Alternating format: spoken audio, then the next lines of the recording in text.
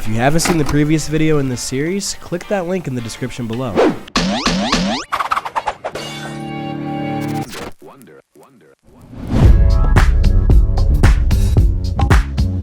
What's up, fam? It's your boy back at it again with another video essay, and oh my god, the world is on fire. Anyways, today we're going to be doing a big departure from the normal string of content I've had going. We're taking a break from trying to analyze, solve, and debunk our surroundings and switching up to taking a look inward. Today we discuss self-worth. Are you a worthless piece of shit?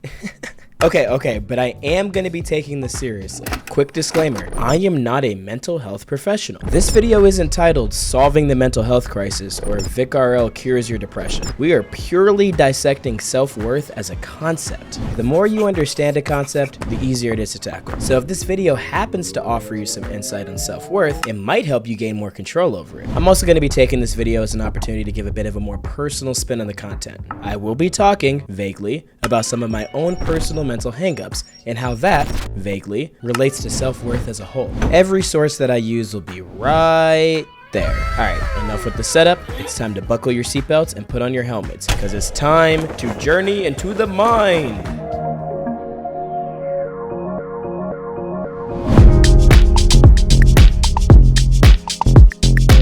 In my ever so humble opinion, self-worth or self-esteem is best represented by a sort of internal gauge in your head. It measures how much you value yourself at any given time. For many people, that meter tends to be criminally low. Why? Well, there are a lot of different things that constantly affect your own personal self-esteem. Your current sense of belonging, perception of your own morality, your view on your current level of success, sometimes a view of your outward appearance, and the literal chemicals in your brain. Having dissatisfaction with any of these aspects of yourself can be overwhelming. But to be completely honest, odds are you are not having a great time with multiple of these things. And this isn't a fundamental problem with you. It's a problem with society as a whole. We weren't set up to win here. Like I said earlier, I'm not doing a full-on societal historical analysis, but like I also said earlier, the more you understand a concept, the easier it is to tackle. So we are going to talk a bit about the history. Why don't you belong?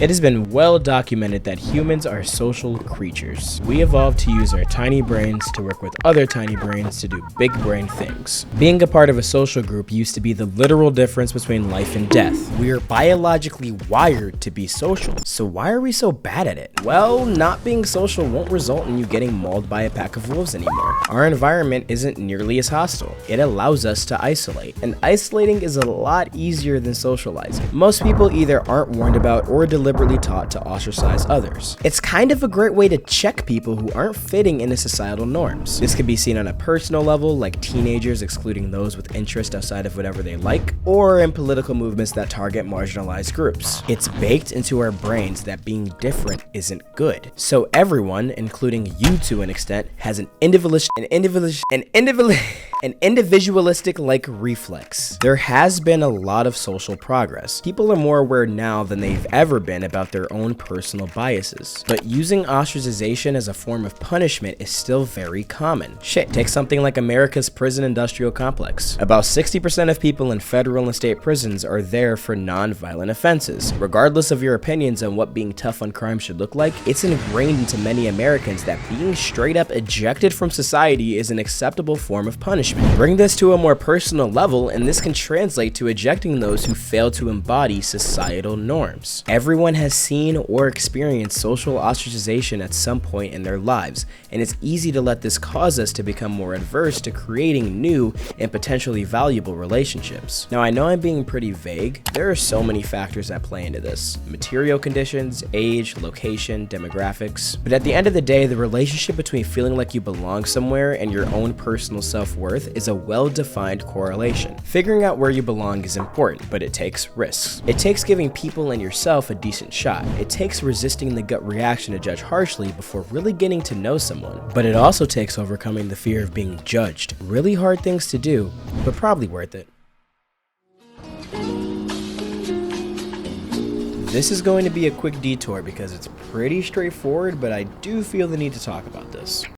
Many people have low self-esteem in part because they aren't currently in a romantic relationship. The connection between being in a relationship and having low self-esteem is kind of a catch-22 because confidence is generally seen as attractive, but being single admittedly can make it harder for many to be confident. And personally, I'd be lying if I acted like I could offer any revolutionary, universal, how to find your soulmate kind of advice. But also, to be completely honest, if you have low self-esteem, a relationship will not fix that. If you have depression, a relationship will most certainly not fix that. I know it's cliche to say, but you can't let someone else be the end-all be-all of your happiness. Relationships can be great and they can give you a lot of fulfillment, but they aren't reliable. For the vast majority of people, you'll be in one sometimes and other times you won't. You need to be able to feel valuable regardless. Okay, that's it. Let's get back to it.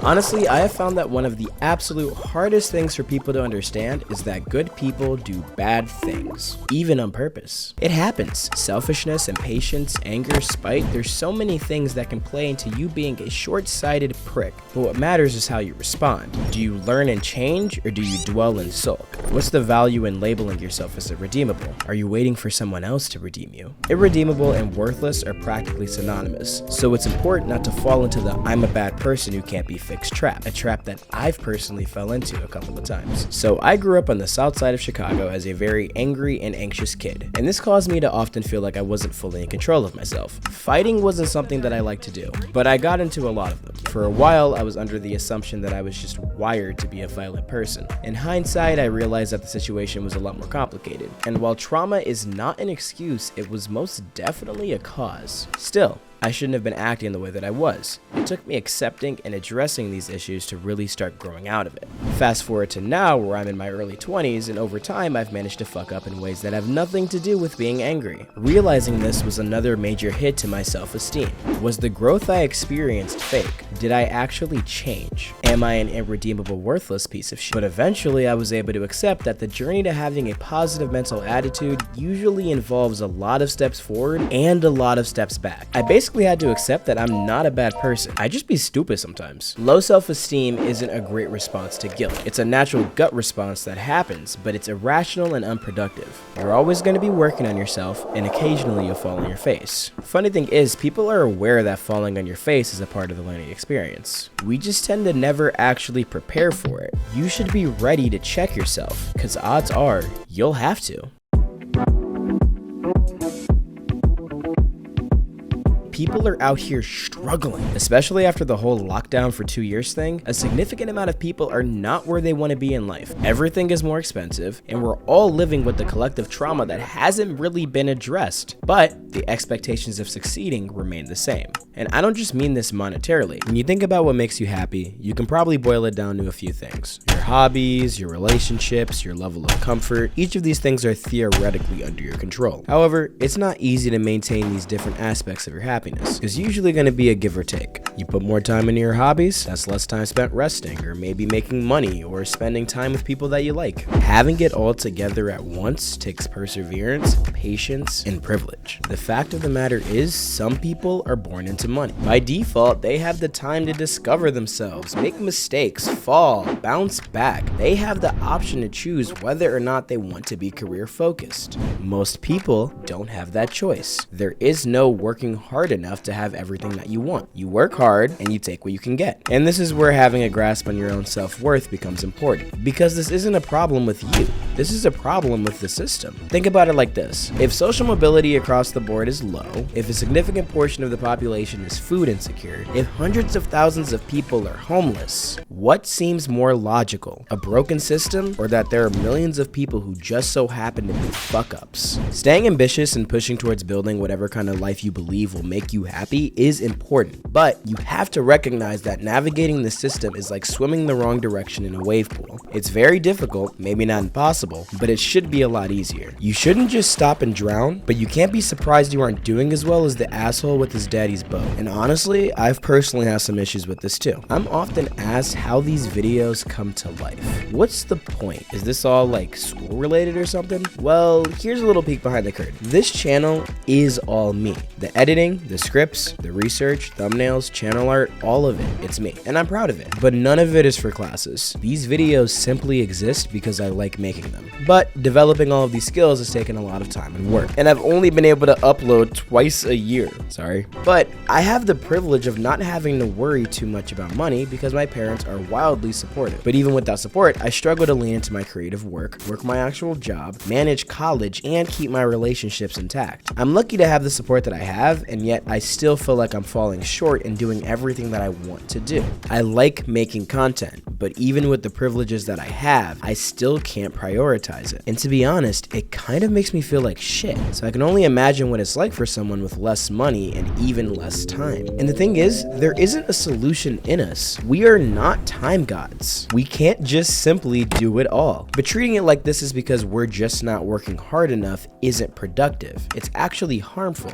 and it's inaccurate. The best thing to do is to recognize the sheer absurdity of the balancing act we're all trying to pull off, but proceed forward anyways. Your mindset needs to be a balance between an awareness of your obstacles and an awareness of what you're capable of. Unreasonable expectations for yourself and a lack of awareness of the fucked up world around you is a grade A way to end up feeling worthless. And you really shouldn't feel worthless.